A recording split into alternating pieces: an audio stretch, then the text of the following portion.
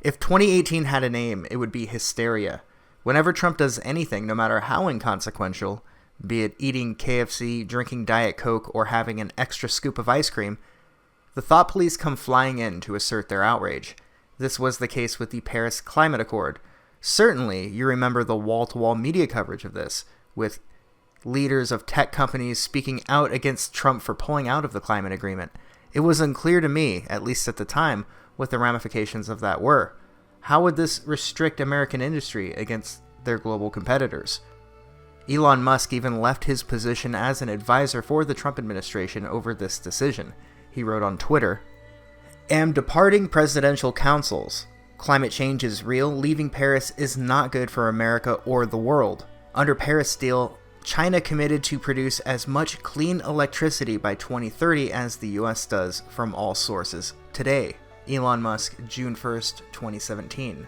Elon might be wrong, however, as China has produced far more emissions since signing the accord, and the US has produced significantly fewer emissions since pulling out of it. President of Microsoft Brad Smith wrote on the same day, "We're disappointed with the decision to exit the Paris Agreement. Microsoft remains committed to doing our part to achieve its goals."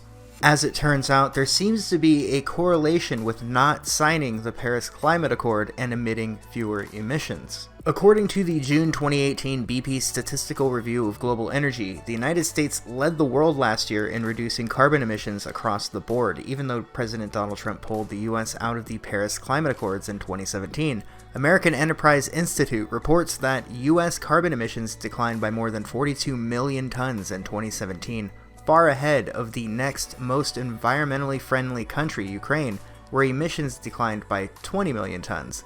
Mexico, the United Kingdom, and Japan also saw major declines in how much carbon dioxide each nation emits into the atmosphere.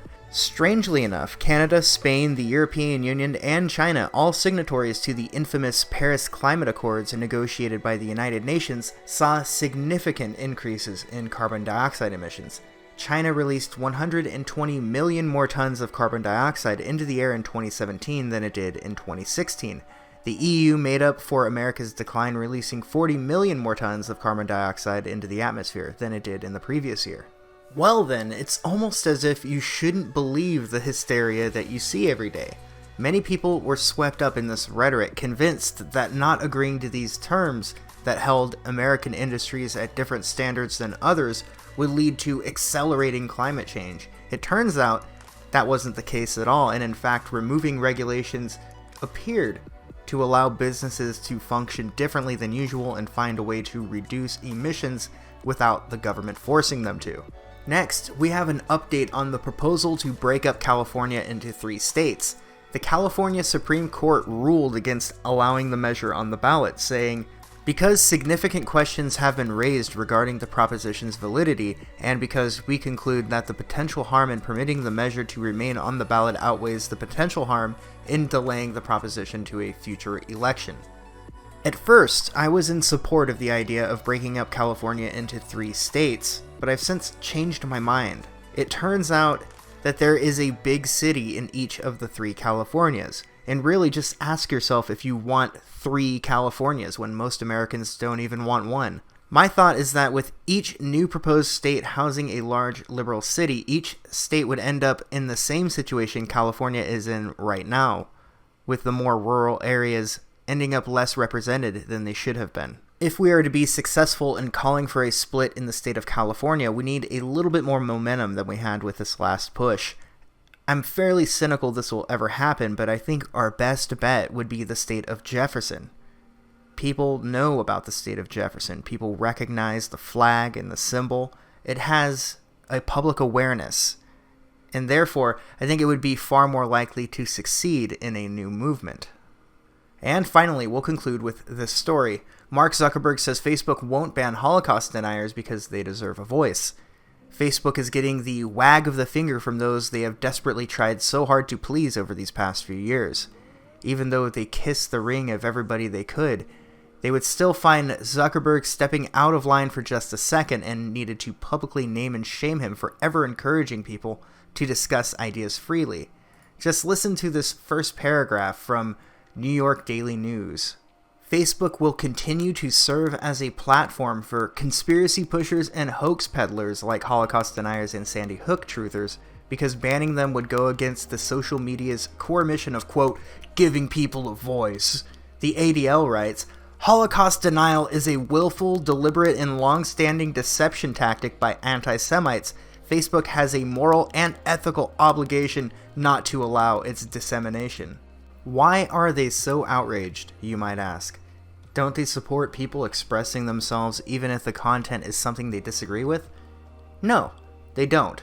They see freedom of thought and expression as something that exists only in obscure circumstances. They don't care about taking a principled stance on anything they don't like, especially the ADL. What is it that they are so angry about? Here are the words from Zuckerberg that they found so distasteful. Let's take this closer to home. I'm Jewish, and there's a set of people who deny that the Holocaust happened.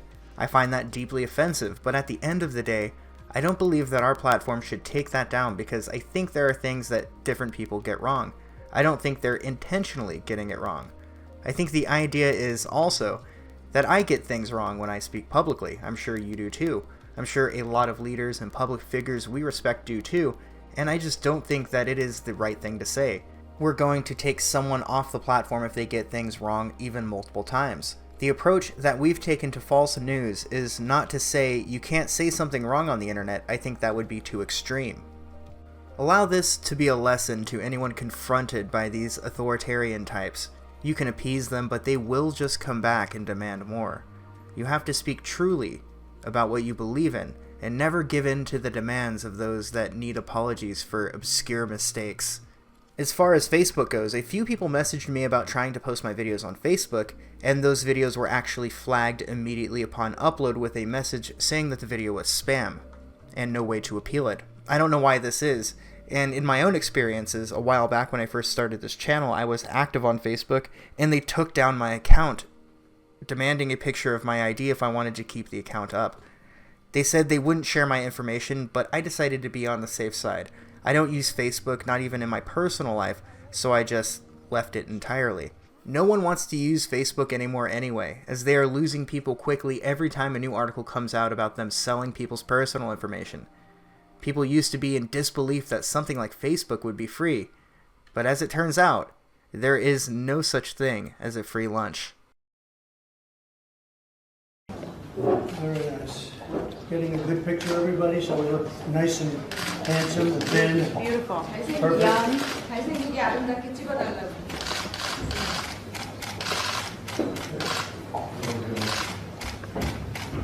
Thank you very much.